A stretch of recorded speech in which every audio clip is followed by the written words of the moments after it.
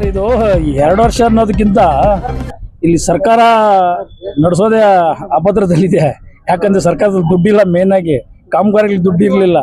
ಏನು ಆ ದುಡ್ಡು ಇಲ್ದ್ರೂ ಸಹ ನಮ್ಮ 1,60,00,000 ಸ್ಯಾಂಕ್ಷನ್ ಮಾಡಿದಿರಲ್ಲ ಯಾರೋ BS ಯಡಿಯೂರಪ್ಪನವರು, ಅದರಲ್ಲಿ 32 ಲಕ್ಷ ದುಡ್ಡು ಉಳಿದಿತ್ತು.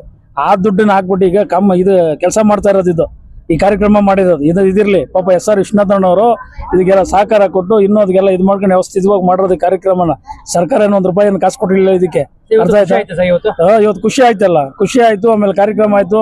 ಆಮೇಲೆ BS ಯಡಿಯೂರಪ್ಪನವರು 1,60,00,000 ದುಡ್ಡು ಸ್ಯಾಂಕ್ಷನ್ ಮಾಡ್ಕೊದ್ರು. ಆಗಿನ ಮಂತ್ರಿಗಳಾಗಿದ್ದಂತ ನಮ್ಮ ಕೋಟಿ ಶ್ರೀನಿವಾಸ ಪೂಜಾರಿ ಅವರ ಸಮ್ಮುಖದಲ್ಲಿ 1,60,00,000 ಸ್ಯಾಂಕ್ಷನ್ ಆದ ಕೂಡಲೇ ಆ ಕಾರ್ಯಕ್ರಮ ಇದಕ್ಕೆಲ್ಲ ಬಳಸಿ, ಆಮೇಲೆ ಸ್ಟ್ಯಾಚ್ಯೂಗೆಲ್ಲ ಬಳಸಿ ಇನ್ನೂ 32 ಲಕ್ಷ ದುಡ್ಡು ಉಳಿದಿತ್ತು. ಆ ದುಡ್ಡಿನ ಮುಖಾಂತರ ಈ ಕಾರ್ಯಕ್ರಮಕ್ಕೆಲ್ಲ ಇದು ಮಾಡ್ಕೊಂಡು ಇನ್ನೂ ಎಕ್ಸ್ಟ್ರಾ ದುಡ್ಡುಗಳ ವ್ಯವಸ್ಥೆ ಇದಾಯ್ತು. ಇವತ್ತು ಈ ಕಾರ್ಯಕ್ರಮನ ಉದ್ಘಾಟನೆಯನ್ನ ಸರ್ಕಾರದಿಂದ ನಡೆಸ್ಕೊಟ್ಟಿದ್ದೀವಿ. ಈ ಒಂದು ವಿಚಾರದಲ್ಲಿ ಲೇಟ್ ಆಗಿದ್ದಕ್ಕೋಸ್ಕರ, ಯಾಕಂದ್ರೆ ಪಾಪ ಅವ್ರಿಗೆ ಏನೇನು ಇದಿರ್ತದೆ ಸರ್ಕಾರ ನಡೆಸೋದು ಅಷ್ಟು ತಮಾಷೆ ಅಲ್ಲ ಅದು. ಆ ವಿಚಾರದಲ್ಲಿ ಏನೋ ನಮ್ಗೊಂದು ನಮ್ಮ ಮಾತುಗಳೊಂದು ಬೆಲೆ ಕೊಟ್ಟು ಸ್ಪಂದಿಸಿ ಸಿದ್ದರಾಮಯ್ಯನವರು ಇಲ್ಲಿ ಬಂದೋಗಿದ್ದಾರೆ, ಉದ್ಘಾಟನೆ ಮಾಡಿದ್ದಾರೆ. ಈ ಒಂದು ವಿಚಾರದಲ್ಲಿ ಮಾಧ್ಯಮದವರೆಗೂ ಮತ್ತು ಅಧಿಕಾರಿ ವರ್ಗದವರೆಗೂ, ಪೊಲೀಸ್ ಇಲಾಖೆಗೂ ಮತ್ತು ನಮ್ಮ ಸಂಘ ಸಂಸ್ಥೆಗಳಿಗೂ ಈ ಕಾರ್ಯಕ್ರಮವನ್ನು ಯಶಸ್ವಿ ಕೊಟ್ಟಿದ್ದಕ್ಕೆ ನಾವು ಜೈ ಭೀಮ್ ವಂದನೆಗಳನ್ನು ಅರ್ಪಿಸ್ತೀನಿ. ನಮ್ಮ ಹೆಸರು BR ಮುನಿರಾಜು, ರಾಷ್ಟ್ರೀಯ ಅಧ್ಯಕ್ಷರು ಜೈ ಭೀಮ್ ಅಖಿಲ ಭಾರತ ದಲಿತ ಕ್ರಿಯಾ ಸಮಿತಿ. ಕ್ಷೇತ್ರದ ಜನಪ್ರಿಯ ಶಾಸಕರಿಗೆ ಏನ್ ಹೇಳ್ತಾರೆ ಸರ್? ಅವ್ರಿಗೆ ಶಬಾಷ್ಗಿರಿ ಹೇಳ್ತೀವಿ ನಾವು.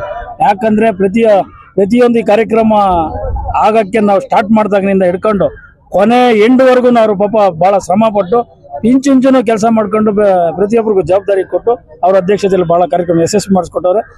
ವಿಶ್ವನಾಥ್ ಅಣ್ಣರಿಗೆ ನಾನು ಜೈ ಭೀಮ್ ಅಭಿನಂದನೆಗಳನ್ನು ಮತ್ತೊಮ್ಮೆ ಸಲ್ಲಿಸ್ತೀನಿ.